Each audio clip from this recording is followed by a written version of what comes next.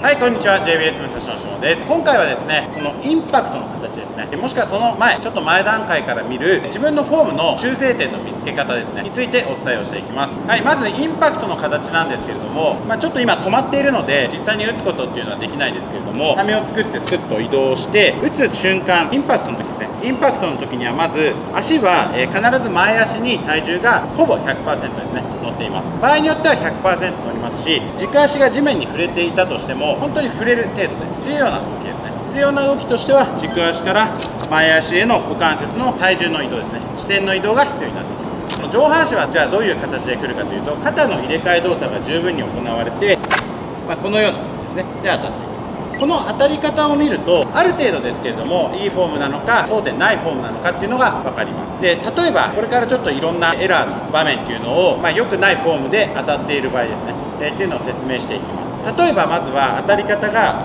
外側からいってる場合ですね、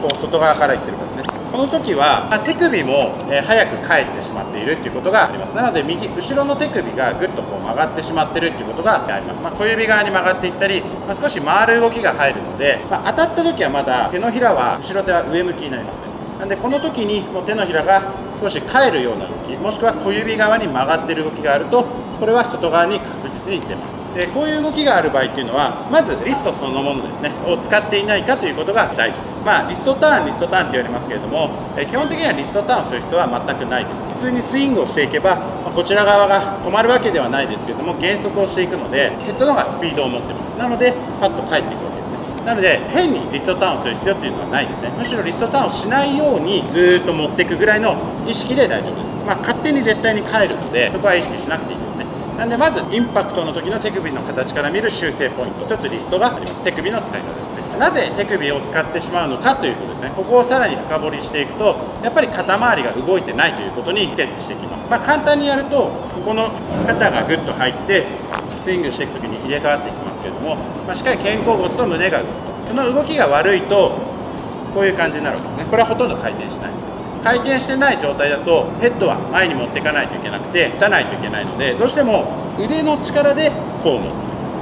こう持ってきます。で、これだけだとヘッドは返らないので、どうしても手首を使ってしまうっていう感じですね。なんでこういう動き、程度はもちろんあります。今のは 100% できてないというパターンですけども、少しの回転だけとか、その程度バランスっていうのはありますけれども、そこが重要なポイントですね。なんでそういう当たり方をしている場合っていうのは、そういったケースが考えられます。あと考えられるケースとしては、外側から当たってくるのでドアスイングになってるっていうこともありますね。これは例えばすごく大きく回転自体は大きくできているとしても、最初の出だしがどうしても外側になってるってことですね。これもこの肩周りの動きが悪いということは一つ原因として考えられます。こうトップを作って後ろ手だけ動くとこっちに行きますね。前側がしっかりと動いてこないと、体の近くは特に打てないです。しっかりとしたスイング軌道っていうのは絶対に作れないですね。なので外側からこう当たってこのように当たっている場合も、リスト自体に問題があって回転が不足しているっていう場合もありますし、前の肩をこの回転で使ってくる、背骨側に寄ってくる動きですね。この動き、胸周り肋骨の動きが硬い場合、全然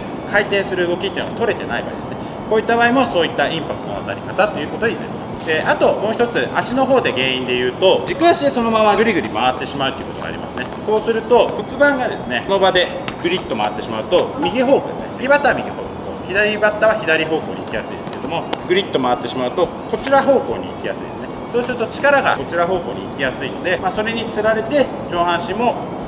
今ちょっと大きくやってますけども、少しこちら方向に行ってこう回ってくるとこれも引っ掛ける。で、手首が先に回ってしまうというような状態ですねっていうのがあります。なのでしっかりとインパクトの時にはこの手のひらは必ず上向きになってます。で、この拳の面ですね、拳というか、ここの面、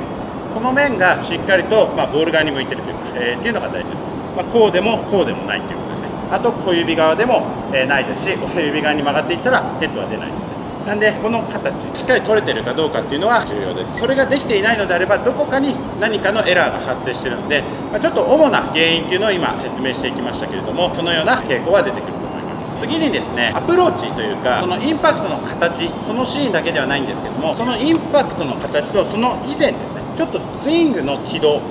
と当たるまでっていう感じです。ここまででどういうエラーが多いか、そしてそれがどういう動作になっているかということを主な原因ですねを伝えていきます。よくあるのが、基本的にはボールはまっすぐ飛んでくるので、やはりできるだけボールの軌道に合わせて振っていくっていうのはやっぱり必要な動きです。よくあるのが、上から下のダウンスイングですね。こういった場合はボールの下側にこう当たってしまうので、タイミングがもしピタッとあったとしてもチップ、もしくはバックネットにファールになったりとか、ヘッドが早く上から下になってもですね、ヘッドが返る動きが早く働くので、これも外側に当たって、先っぽに当たったボテボテのサードゴロというような打球傾向というのがかなり多くなってくると思います。これは何が原因かというとですね、ダウンスイングが原因なんですけど、原因はどこにあるかということがしっかりと突き詰めていくということですね。これが重要になってきます。でこれもやはりですね、結論から言ってしまうとですね、腕だけ働いているという状態ですね。上半身の動きで言えばこの動きが強くなっているということですね。じゃあこれはなぜ起こってしまうのかということですね。もう一回考えていくと、やはり肩周りの動きが全然動いてないということに帰結していきます。先ほどもお伝えしましたけれども、このまま腕だけこういくかですね、回らないので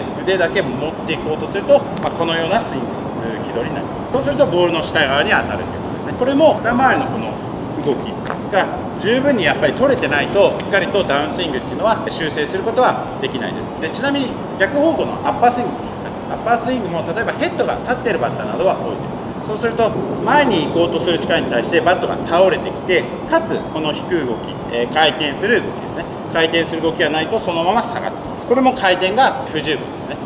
しっかりインパクトの時にはほぼ前に向いているものなので、やはりこれも不十分な状態です。でこれを無理やり行こうとすると、ここでまた先ほど言ったようにこねたりとか、アッパースイングの軌道になったり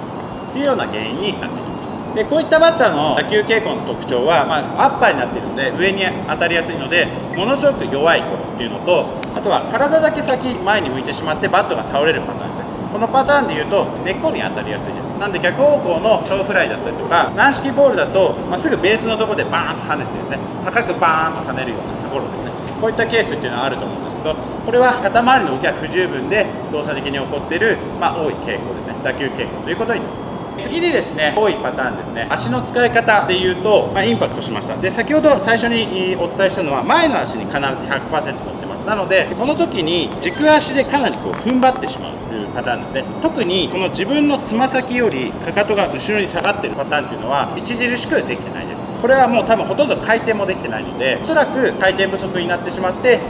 骨外側に当たる、先ほどのダウンスイング、アッパースイング、根っこに当たるような現象っていうのが非常に多く出てくると思います。あとはバットの先っぽに非常に当たりやすくなる。こう当たっていって手でこう持っていくので、ものすごくバットの先っぽに当たってしまうっていうようなのが多くなります。なのでいろんな現象っていうのはたくさんあります。ただ原因を突き詰めていくと、ほとんどが上半身が回転をできていないか、もしくは足がちゃんと使えていないかですね。この視点の